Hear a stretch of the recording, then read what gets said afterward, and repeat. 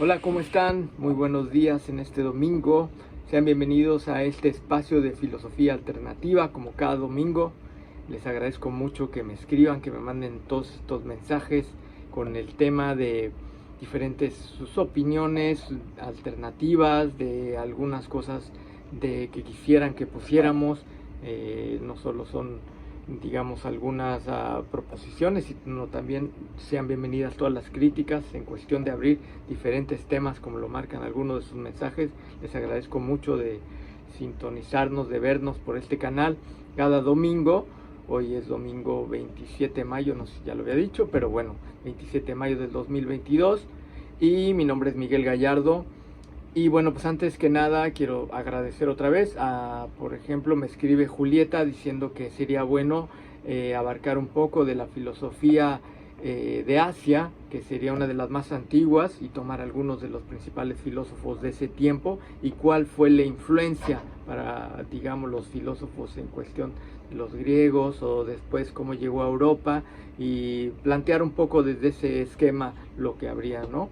También algunos digamos, de los agradecimientos o de los temas que nos mandaron es en respecto a la cápsula pasada que tuvimos con la psicóloga Mariana Costa, a la cual le agradecemos mucho que nos haya dado ese espacio, y nos dicen que pues muchas felicidades, que la conocen, que es una persona que los ha llevado a un buen camino dentro de la psicología.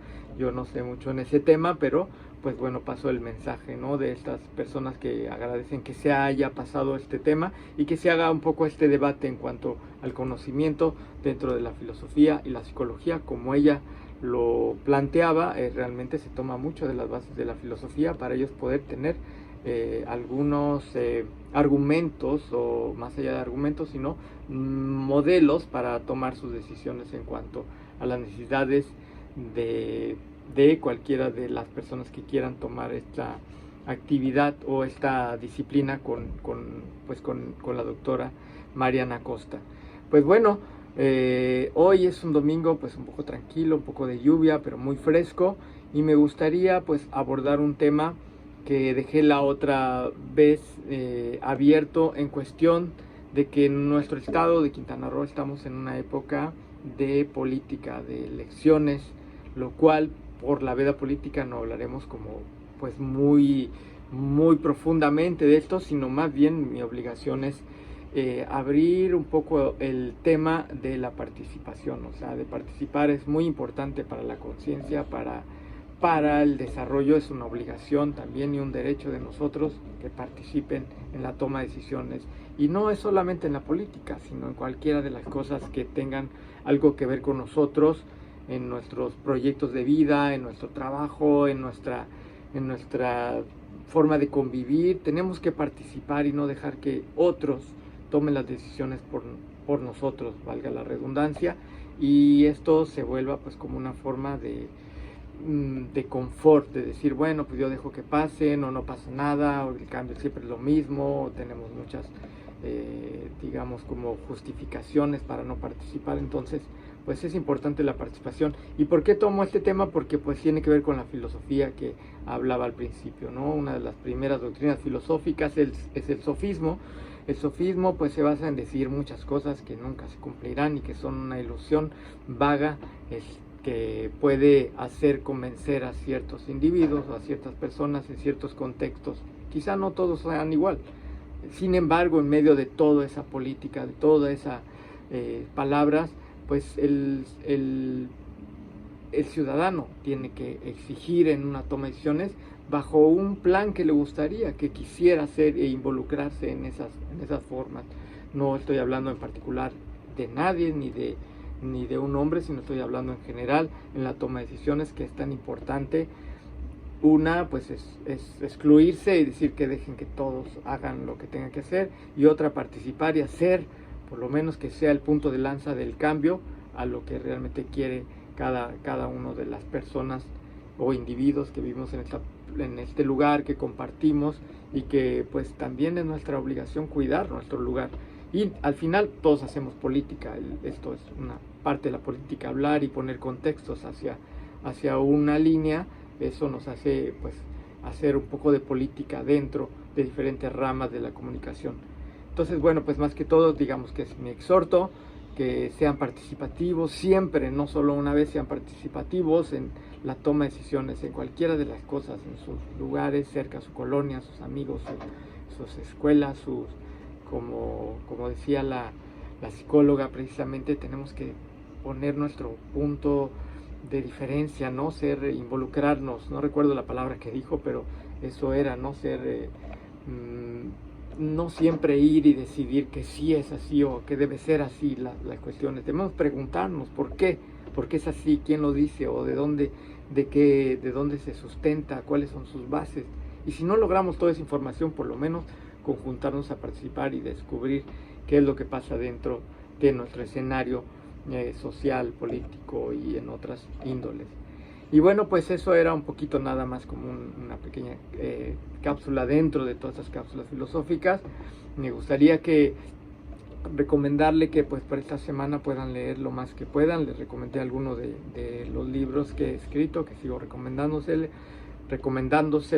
que se llama Sofía, Conciencia Acrecentada. Este es un libro que escribí hace un par de años, que se vende en la mayoría de las librerías aquí locales. Es una novela de ficción y aventura y pues les recomiendo que lo puedan leer. También les recomiendo otro libro que se llama Nosotros los Mexicanos, llevando ese tema que les mencionaba.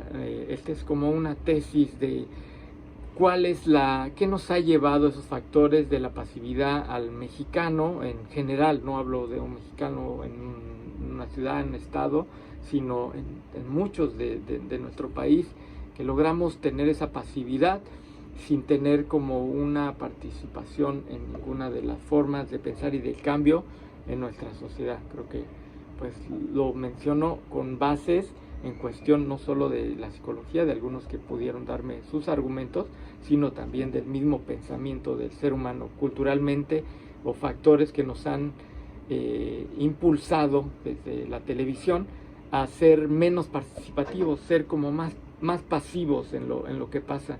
Y eso es como el resultado de nuestro país, el resultado de que tenemos pocas personas que nos gobiernan, que deciden por nosotros, y nosotros pues con trabajo me incluyo, tenemos que buscar las herramientas para poder mantener ese equilibrio, ¿no? Y no solo económico, sino social, sino de seguridad, sino de educación. De todas estas formas tenemos que pues ver cómo salimos adelante por nosotros, más allá de tener como ese vínculo de apoyo o de desarrollo. Y esa ha sido parte de la historia, y el factor más importante es ese, que nos hemos sometido o nos han sometido dentro de una estrategia de control, de manipulación, digamos de programación sistemática, a hacer así, ¿no? A bajar la cabeza y decir, ok, disculpe, no hay problema, o sea, vuélvelo a hacer, te perdono, y vuelve a hacer lo mismo, y somos complacientes, ¿no? Somos complacientes en ese sentido, viendo que al frente está un problema, ¿no? Un problema de conciencia en cuanto a las personas que abusan del poder, y también abusan del poder sobre cualquier persona. O sea, no estoy hablando en este caso de un poder político, sino de un poder personal, de poder llevarte y embaucarte en un problema que ni siquiera es tuyo.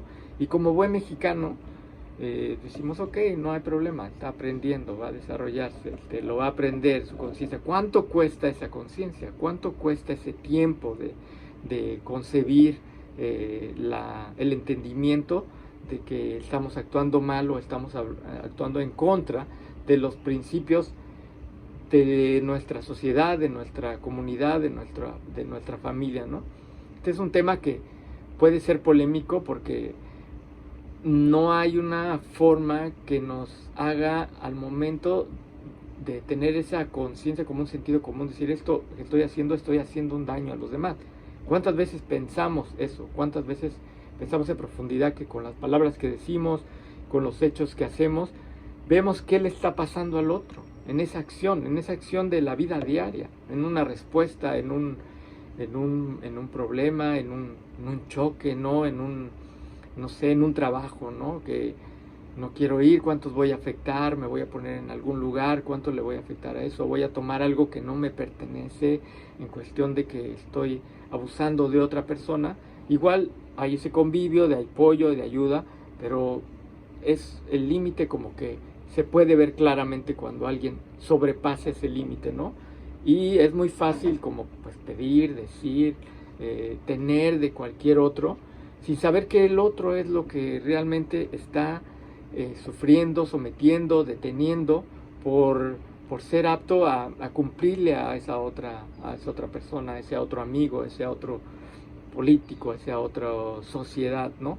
Entonces creo que el lenguaje o lo que expresamos, lo que decimos, sería como un filtro importante de entendimiento y de conciencia cuando lo hacemos hacia otras personas. Cuando hablamos solos, como yo ahora mismo, me puedo justificar o puedo dar y esperaré las opiniones, pero cuando estoy con alguna persona, mi modo de hablar, mi respeto de hablar, mi forma, quizá mi objetivo que tenga con mis palabras y mis hechos para la otra persona, en realidad tengo que analizarlos primero antes de llevarlos, creo, a la otra persona, porque si tengo un objetivo y no me importa lo que la otra persona se afecte, lo que el otro individuo sienta, lo que vaya a tomar de esa persona una o 5 o 10 veces y no me dé cuenta o no me quiera dar cuenta, que sería difícil porque pues en realidad creo que a un nivel tenemos una capacidad de discernir este conocimiento, nos cegamos a ver otra persona y actuamos de manera individualista, inconsciente o quizá hasta de una manera abusiva con tal de dotarnos de las opciones, de las oportunidades o de las ventajas o de las prioridades que tienen otras personas para tomarlo. Es decir, desde pedir un favor, pedir una cosa, pedir eso, ni siquiera a veces pedirlo, sino tomarlo por ti mismo, es una cuestión de conciencia. Y sí me gustaría en una de estas cápsulas pues, abordar este tema de la conciencia, cómo logramos la conciencia. Hay como un parámetro, digamos, muy sencillo que podría decir desde nuestro instinto, ¿no? Como seres que nacemos sin un entendimiento hacia la razón, y la conciencia llega por sí misma a partir de la experiencia humana, de lo que experimentamos, de lo que somos capaces de descubrir bajo la acción. Nuestro cerebro empieza a entender qué es el bien, qué es el mal, qué sí podemos hacer, qué no podemos hacer. Desde el lado no tangible lo podemos percibir a partir de nuestros sentidos, de sentir que estamos dañando, que estamos haciendo, que estamos abusando, que estamos manipulando, que estamos deteriorando ese lenguaje entre los seres humanos. Pero la experiencia será nuestro primer concepto de concebir la conciencia, ¿no? La conciencia hacia lo que hacemos, hacia lo que sabemos, y desde ese punto empezamos a tomar puntos acertados hacia qué está bien y qué está mal.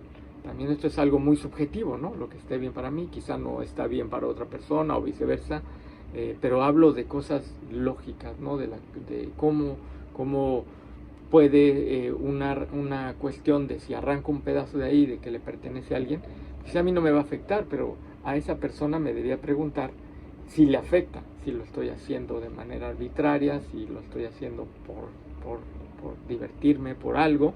Entonces, desde ese punto, la experiencia me va a dar esa conciencia cuando la otra persona venga y dice, oye, me estás destruyendo, o yo me dé cuenta que ya se cayó todo ese pedazo. Quizás un concepto muy, muy vano, muy básico, pero creo que ese es el primer paso de la conciencia, ¿no? Ir de nuestro instinto, que es una parte intangible que entendemos bajo nuestros sentidos, que creo que también sería un avance del ser humano, ¿no? Medito a partir de los dotes que teníamos con los que nacimos para percibir el mundo, como son los sentidos. Y pues la conciencia estaría allí porque tendríamos un sentido de saber qué sí y qué no, y creo que funcionaríamos de esa manera.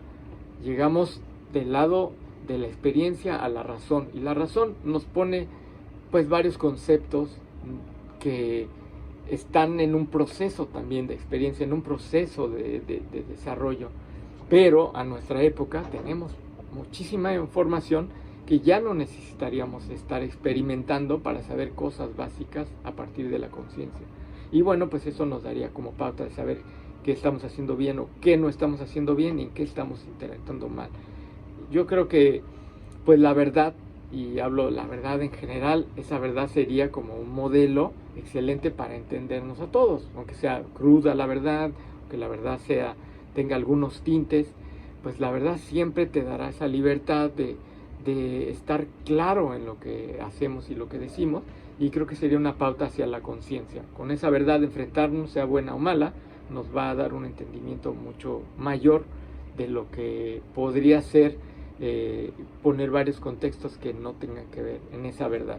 Entonces vamos de ese instinto hacia la conciencia a partir de la experiencia, y luego llegamos a ese razonamiento para poder llevarlo hacia lo que se ha estudiado, hacia lo que se conoce.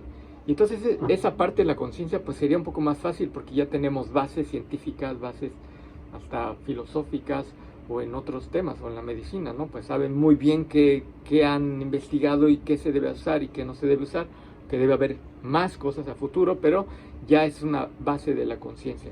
Entonces en nuestra conciencia como que sabemos cómo actuar, cómo hacer, partimos de la verdad y pasamos a ese lado del raciocinio, de la lógica, de entender cómo funcionamos ante el mundo, y al final digamos que vamos otra vez a la parte no tangible, que es la parte espiritual, y ahí podría argumentar que esta es regresar a esos sentidos, ¿no? A estos sentidos que teníamos desde niños, desde que podíamos descubrir a partir del tacto, de la vista, del olfato, ¿no? Del oído, y eso nos daba esa verdad legítima, no manipulada.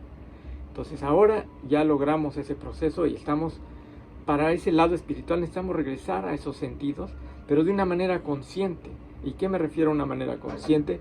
Me refiero tomar la base de nuestros sentidos reales, que no sean manipulados, que no sean descritos, o sea, que vengan de lo que nosotros podemos explorar en nuestro mundo, en el lado no tangible, y lo podemos llevar a esa parte de desarrollo hacia una visión más profunda de todo lo que hacemos y todo lo que entendemos en nuestra vida o en nuestro pensamiento. Entonces, pues explico un poco, como digo, de forma un poco vana en cuestión de qué es, ¿no? El sentido, nuestros sentidos, después la conciencia a partir de la experiencia, el razonamiento, y después llegamos a ese otro lado que sería ya regresar a ese instinto, pero ya con todo el conocimiento, con toda esa conciencia para poder determinar qué estamos sintiendo, y quizá ya podamos explorar hacia un nivel mucho más profundo qué existen en estos sentidos, a qué otros niveles podemos llegar de manera natural, no de manera manipulada, porque alguien nos lo dice, porque alguien lo cree así, porque alguien puede manipular tu pensamiento con una sustancia, con un alimento, con una visión que fuese fuera de la tuya, de tu conciencia, pues te llevaría a otro camino. Entonces, en ese último lugar que es sensible, que no es tangible, nos podría dar como varias líneas de empezar otra vez hacia el conocimiento, descubrirlo por ese otro lado. Pero si nos basamos con esta base, creo que podríamos llevar a una conciencia más limpia y regresar a ese instinto con esa misma capacidad de la conciencia ya allí puesta en tu razonamiento, en tus sensaciones, en tu pensamiento, ¿no? Es un tema que, bueno, pues podemos ir abordando. Y bueno, pues esto fue el día de hoy, solamente para aburrirlos, el día de domingo. Espero que la pasen muy bien este día, y no se me olvida recomendarles este libro pues no sé si les gusta, Fyodor Dostoyevsky. Tiene muchos libros muy interesantes, muy importantes en la filosofía, este escritor ruso, y el libro que hoy les quiero recomendar es este libro bueno, pues siempre digo, lean el Idiota de Dostoyevsky, es decir, el libro se llama El Idiota, y el autor Fyodor Dostoyevsky es la historia de estos jóvenes que se encuentran en un tren y van platicando y van descubriendo parte de su entendimiento, y bueno, te va adentrando mucho en esa historia. Me encanta Dostoyevsky porque desde que lee cada uno de los personajes va describiendo con profundidad cómo es ellos, y iluminándote hacia dónde te quiere llevar esta parte de la literatura, este escrito que es uno, me parece, de los mejores escritores. Y bueno, pues si no tienen nada que hacer, lean este libro, seguro lo encuentran aquí, hay varias librerías ya consagradas aquí muy cerca donde pueden encontrar este tipo de literatura. Pues bueno, esto es todo por el día de hoy. Mi nombre es Miguel Gallardo, les agradezco mucho que nos sigan en estas cápsulas de filosofía alternativa, también en nuestros espacios de lo que es el arte y la cultura, que son estas cápsulas informativas. Y bueno, pues un poco darles estas herramientas para que nos podamos entender, nos podamos comunicar y también debatir. Saben que este es un foro abierto para que puedan decir lo que quieran, lo que piensan, opiniones, no opiniones, críticas, y poder fortalecer nuestro conocimiento a partir de la comunicación entre unos con otros. Les agradezco mucho que escuchen este espacio. Nos veremos muy pronto. Muchas gracias.